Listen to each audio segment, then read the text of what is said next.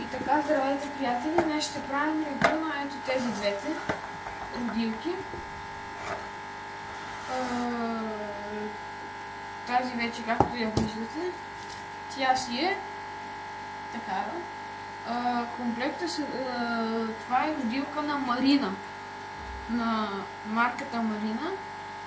Този комплект включва тези пластинки, от тези две и от тези два вида, от тези два броя и от тези 4 броя и една мрежа. Това е за Марина. А тук имаме една друга, която не знам на коя марка, вчера я взех. Ето тази, което в комплекта включва капак, два закрепящи се вакуума, преграда, тя може да е за две рибки, преграда, това забравих как се казва, да не влизат рибките отгоре при майката и да не ги изяждат, и удоволствие кутия.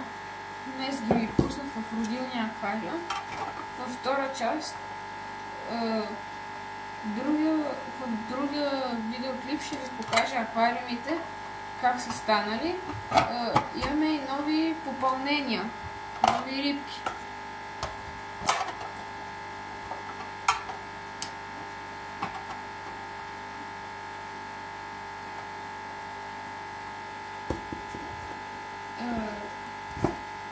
Минусът на тази родилка е, че тези се слагат малко по-трудно пластмасовите,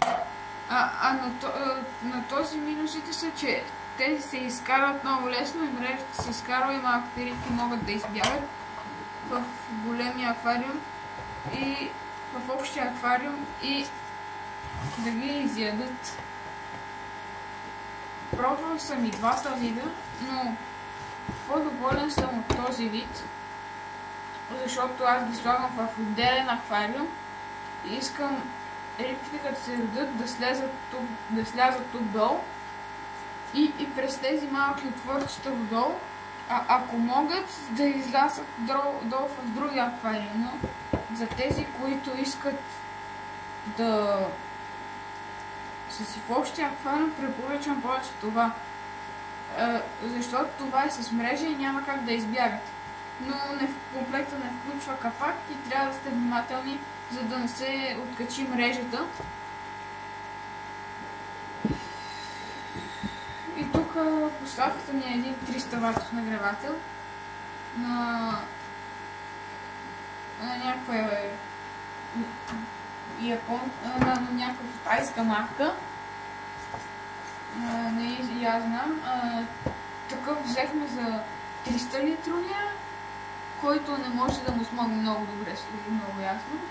И за 100 литрови взехме 300 ватов, защото 100 ватовия нещо не ми върши много добра работа, нямаше 200 ватов и затова реших направо да взема 300 вата, защото те и без той са си американски цифиди или повечето са риби от Америка. И в момента си ги държа на 25,6 градуса. И ето както може да ги видите вече тия двете родилки. И отзад зад мен фона е новия аквариум. Ето това.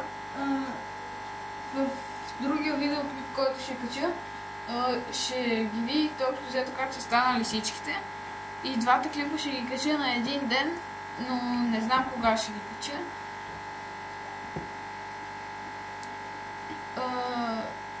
И така, това е родилка 1 и родилка 2. Споделете в коментарите за вас коя родилка ще бъде по-добра.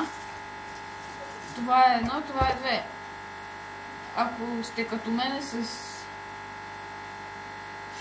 5 аквариума, от които един 20 литров родилен, ще ви свърши по-добре тази. Защото женската като роди тук, малките падат долу и от тук могат да се излезат в родилния аквариум. Докато тук женската като роди, малките си остават вътре и не могат да избягат, освен нещо ако изскочат, но на това няма капак. Това се продава без капак. Докато това се продава с капак и като не сложите капака и рибите няма как да изскочат. Защото това е за по-голями гупи, хелери и живораждащи рибки. Както може да се сложи и хайвер вътре да се лупи. Но важното е, че трябва да има и камъче за кислород. Тук някъде има едно счупено камъче. Си бях намерил.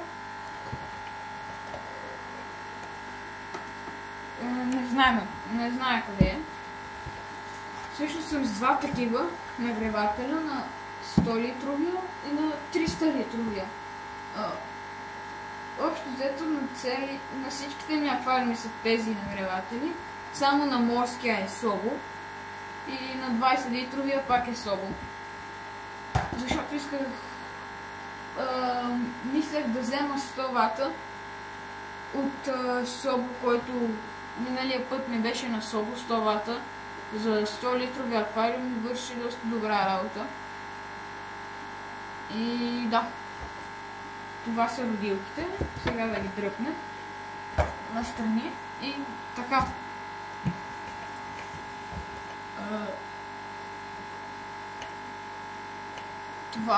Това беше частта за родилките. Ако ви е харесала, ударете един палец нагоре и се абонирайте за канала ми в YouTube Fishing and Aquarium Fish. Чао!